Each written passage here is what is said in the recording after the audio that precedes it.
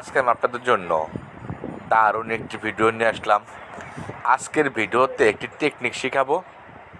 এই technique follow করলে একবার চার্জ দিলে মোবাইল 24 ঘন্টা চলবে। এই কাজটি শিখতে হলে আজকের ভিডিওটা আপনাদেরকে শেষ পর্যন্ত দেখতে হবে। চলুন তাহলে কথা না বাড়িয়ে আজকের মূল্যবান ভিডিওটা শুরু করা যাক। শুরুতেই আপনারা আপনাদের মোবাইলে সেটিং নামে অপশন দেখবেন, সেটিংস অপশনে ক্লিক করবেন। সেটিংস অপশনে ক্লিক করার পর গুগল নামে একটা অপশন দেখবেন, এখানে আসবেন। আসার পর এরকম অপশন চালু হবে, অল সার্ভিসে ক্লিক করবেন। অল সার্ভিসে ক্লিক করার পর আস্তে আস্তে নিচে আসবেন। নিচে আসার পর এখানে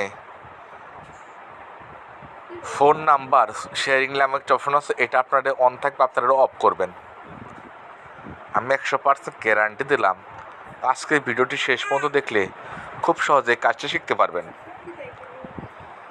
এটা হলো প্রথম সেটিংস, আর দুটি সেটিংস বাকি আছে। এখন একদম মোবাইল নেটওয়ার্ক নামে একটা অপশন আছে, সেটিংসে এখানে আসবেন। যে সিম ব্যবহার করেন সে সিমের মধ্যে ক্লিক করবেন। এখানে অ্যাক্সেস পয়েন্ট নেম আছে, এখানে আসবেন। আসার পর এরকম অপশন চালু হবে, উপরে 3 ডট লাইন আছে, এটা অ্যাক্সেস পয়েন্ট নেম রিসেট করবেন।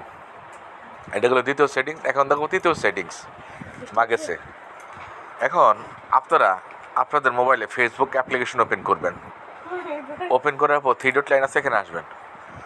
আসার পর সেটিংস অ্যান্ড প্রাইভেসি আছে, এখানে আসবেন। আসার পর এটা ডাইরেক্ট মোড আছে, মনে করেন আপনাদের ফেসবুক সবসময় ডাইরেক্ট মোড রাখবেন, কারণ ফেসবুক ডাইরেক্ট মোড না রাখলে অনেক চার্জ বেশি খায়।